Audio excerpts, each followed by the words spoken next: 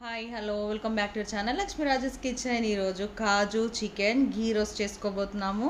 మరి ఈ recipe start చేసే ముందు ఒక స్మాల్ రిక్వెస్ట్, వీడియోని లైక్ చేయండి, ఛానల్ని సబ్స్క్రైబ్ చేసుకొని నన్ను సపోర్ట్ చేయండి ప్లీజ్. Let's start.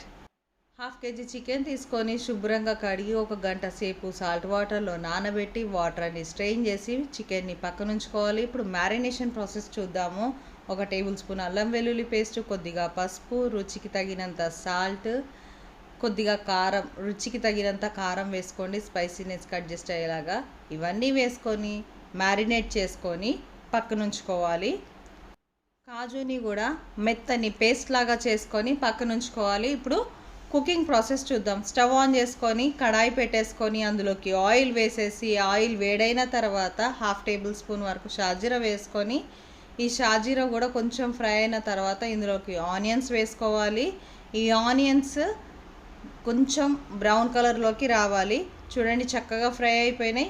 ఇప్పుడు ఒకసారి అడుగు పట్టనివ్వకుండా కలుపుకొని ఇందులోకి మ్యారినేట్ చేసి పెట్టుకున్నటువంటి చికెన్ని కూడా యాడ్ చేసి చికెన్ని బాగా మిక్స్ చేసుకొని మూత పెట్టేసుకొని మీడియం ఫ్లేమ్లో ఒక 10 మినిట్స్ చికెన్ని కుక్ చేసుకోవాలి. చూడండి 10 మినిట్స్ తర్వాత చికెన్ చక్కగా కుక్ అయింది కదా. ఇప్పుడు ఇందులోకి మెత్తగా పట్టినటువంటి కాజు పేస్ట్ని యాడ్ చేసుకొని అందులోని కొన్ని వాటర్ యాడ్ చేసి కలిపి ఇందులో కర్రీలోకి యాడ్ చేసుకోవాలి.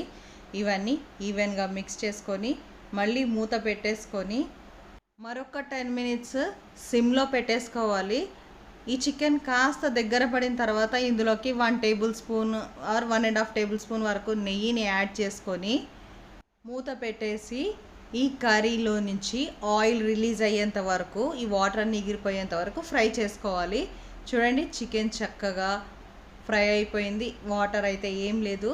ఈ స్టేజ్లో మీరు 1 table spoon garam masala, 1 table spoon ధనియాల పౌడర్ కూడా వేసుకొని ఇవి మిక్స్ చేసేసుకొని మూత పెట్టేసి సిమ్లో పెట్టి మరొక 8 నిమిషాలు కుక్ చేసుకోవాలి.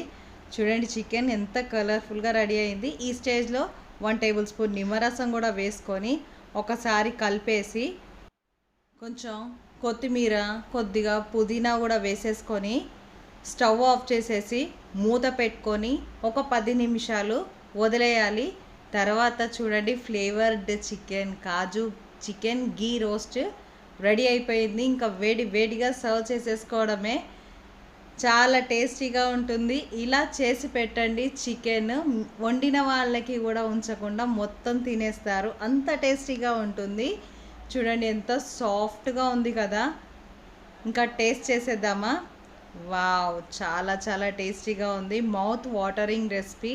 మీరు కూడా ట్రై చేయండి. ఎలా వచ్చిందో కమెంట్ చేయండి. మా వీడియో కనుక మీకు నచ్చినట్టయితే please do like, share and subscribe, and don't forget to hit the bell icon, and please do follow me on Instagram also. Thank you for watching the video and thank you for supporting me.